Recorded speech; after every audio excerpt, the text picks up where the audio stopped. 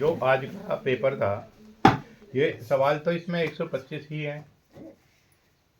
Test number 5 था, सवाल 125 हैं, लेकिन ये 100 सवाल इसमें एक्स्ट्रा कर लिए, कम से कम 250 सवाल बनेंगे इससे। 250 सवाल में से कम इस टेस्ट पेपर में से 10 सवाल आ ही जाएंगे, ये इंपॉर्टेंट है। 10 सवाल 100% इसमें से लगेंगे। देखिए, इसमें अधिकतर बच्चों ने अच्छा प्रदर्शन तो नहीं किया है, लेकिन कुछ बच्चों ने बहुत अच्छा प्रदर्शन किया है, जो हमारी इच्छाओं से परे था, ऐसा भी प्रदर्शन कर दिया है। बार बार कुछ बातें आपसे बोली जाती है, उनको मानिए, उनको फॉलो करिए, उनका पालन करिए पूरे तरीके से। देखिए, सफल होने के लिए ये जरूरी नहीं है कि आप दिन रात एक ही चीज में लगे रहो, रटते रहो। अपने लिए भी समय निकालो। मैंने आपको एक सूत्र बताया, 8 गुना 8, उसको फॉलो करिए। अगर 8 घंटे वाला भी शेड्यूल फॉलो कर लिया तो तब भी आप टेस्ट तो निकाल ही पाएंगे, बड़े आराम से निकाल लेंगे टेस्ट को। लेकिन टेस्ट निकालने के लिए क्या है, थोड़ा समय चाहिए। जो बच्चे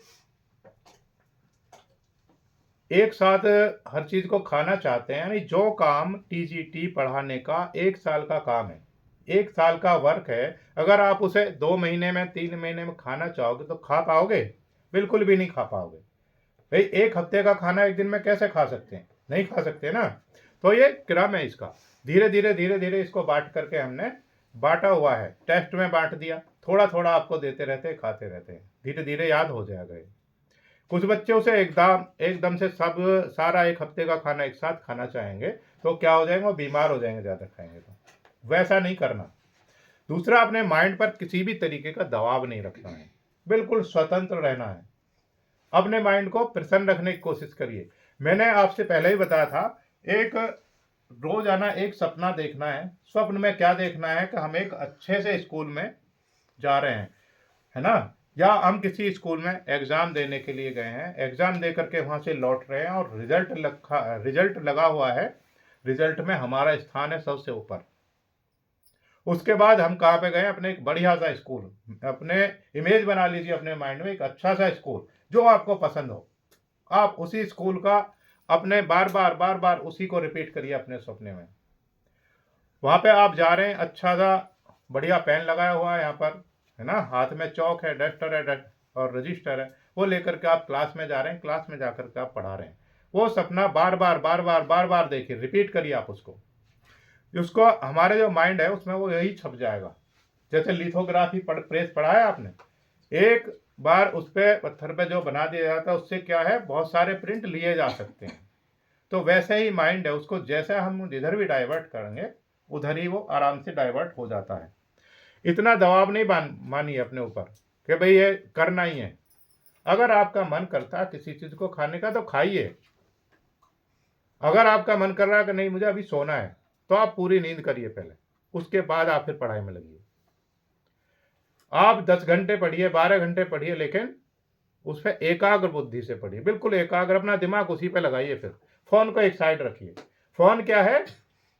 फोन दुश्मन है पढ़ाई का, पढ़ाई का बेहद दुश्मन है फोन।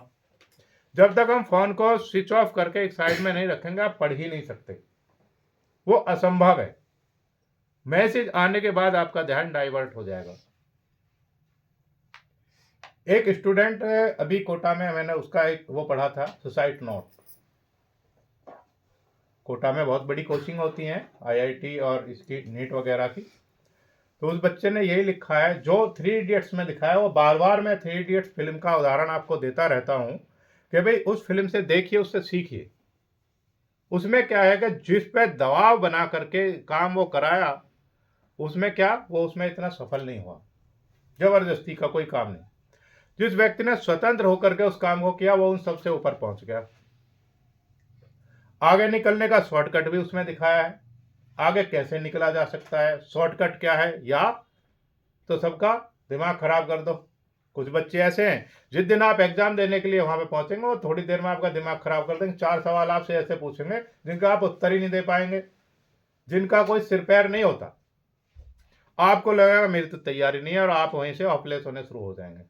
और आप जो पेपर आप अच्छे से कर सकते थे वो नहीं कर पाएंगे। इसलिए हम बार बार बोलते हैं, अभी अगर किसी सेंटर पे जाते तो आप बात नहीं करिएगा वहाँ, जितने आपका पेपर नहीं हो जाए इतने आप उसको अपने माइंड को सुरक्षित रखिए।